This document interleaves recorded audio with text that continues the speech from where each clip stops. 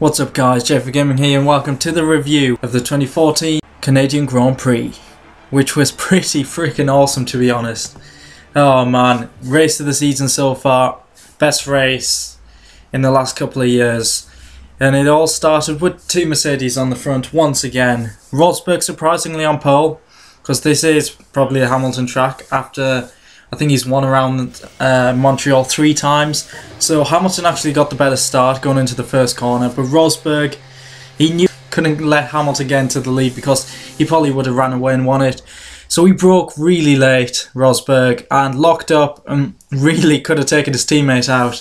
There could easily have been contact there, and Hamilton had the awareness to not turn left to hit his teammate, but it did eventually cost him a position to Vettel. So Rosberg was in the lead from Vettel and then Hamilton. Collision on the first lap in the first sector, sadly between the two Marussias after Bianchi's amazing points. An amazing drive in Monaco. Chilton, his first retirement in F1.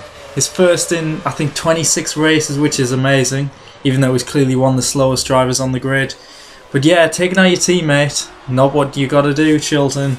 But yeah, Bianchi just like flew into the wall. It was only a pretty slow corner as well. Must be like 50-60 miles per hour, which is really strange. But the first half of the race was really slow. Like not a lot happened whatsoever. I was thinking, is it gonna be one of them dull races once again? Because there was one controversial incident in the first half of the race, and Hamilton was closing in on Rosberg, and then Rosberg locked up really heavily and just skipped the final corner. He just thought, screw it, I'm not taking it, and he just floored the throttle and carried on. And I'm not a Hamilton fan. I'd rather Rosberg won, but Rosberg deserved a penalty in my opinion. And he probably would have been better having the 5-second penalty. But I'm really surprised he didn't get one in the end, because he gained time on Hamilton and set the fastest lap of the race as well. Just couldn't believe it really, and how he got away with it. But the amazing moment in the race came when both Mercedes, I think engines were failing. Or something like the MGUK, and I honestly don't understand all that, the Kerseners and all that crap this season. It was so much simpler last season. But on both Mercedes, we'll say engines were failing at the same time, so they were like 2 seconds a lap slower than most cars. Like Massa, he was the fastest guy on the track at that point, and it actually made the race so much more exciting. It would have been. The racing is so much better without the Mercedes. I'm sorry to say that, Mercedes fans, but it is, because they're too far ahead. So this made a very exciting race, as like the Force Indias got up to 3rd and 4th. They are amazing on their tyres. They really are, so soft, so delicate, and they can preserve them so well. Which got the Force Indias up to 3-4. Vettel was up there as well, I think just behind him, because them two were really costing Vettel the chance of attacking the two Mercedes who were struggling. And then the likes of Alonso just having a poor race, which is a shame.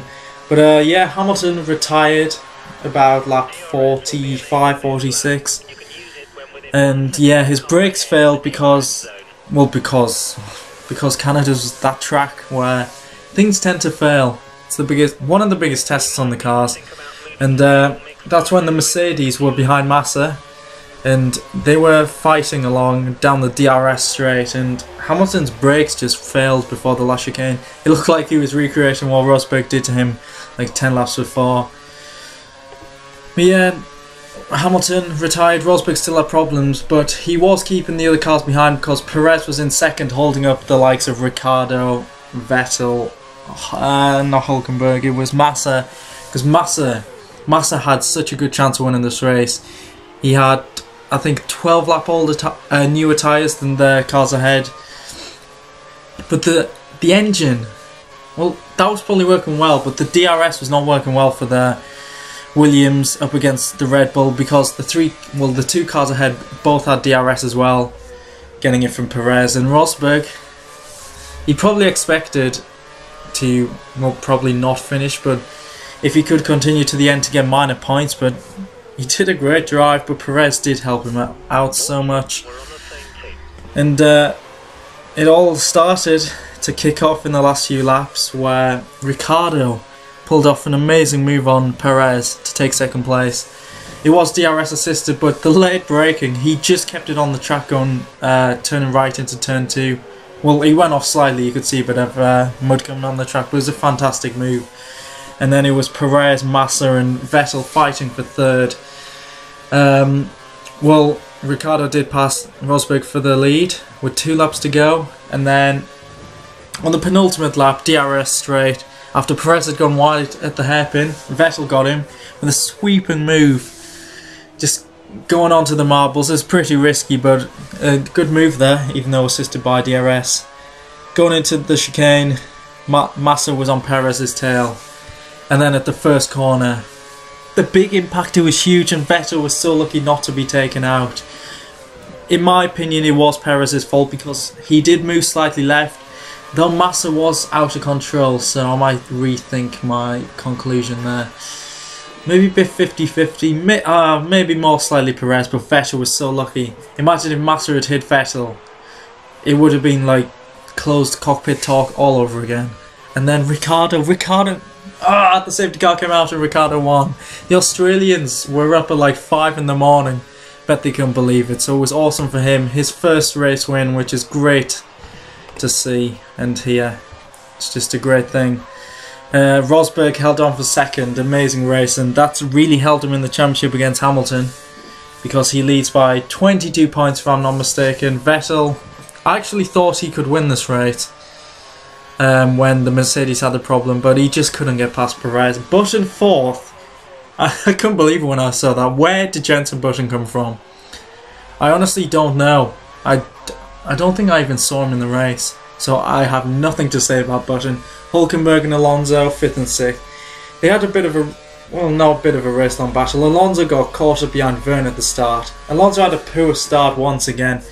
He seems to have struggled in the past 2 races. Just don't know what to say. He's not performing up to his high standards, but obviously the car's not so good. Bottas 7th. I think his tyres went off. That's why he started to drop back. Can't really remember. The race was yesterday, so I'm trying to think back. Verne, he kind of went out of view after the first stops when Alonso got past him. But solid points of Toro Rosso there. Magnussen, another one you didn't see all race. And Raikkonen 10th. His performances have been so poor this season. His spin at the hairpin was actually just pitiful. Absolute amateurs would do that if they got the car started. So poor performance from him. Obviously the contact from Perez and Massa, so 11th and 12th, they were classified. Sutil was the last finisher in 13th, and a load of retirements. So that was a quick review of the Canadian Grand Prix. Best race of the season so far. It was freaking awesome. So I hope you enjoyed the review, and I'll catch you reviewing the next race in Austria.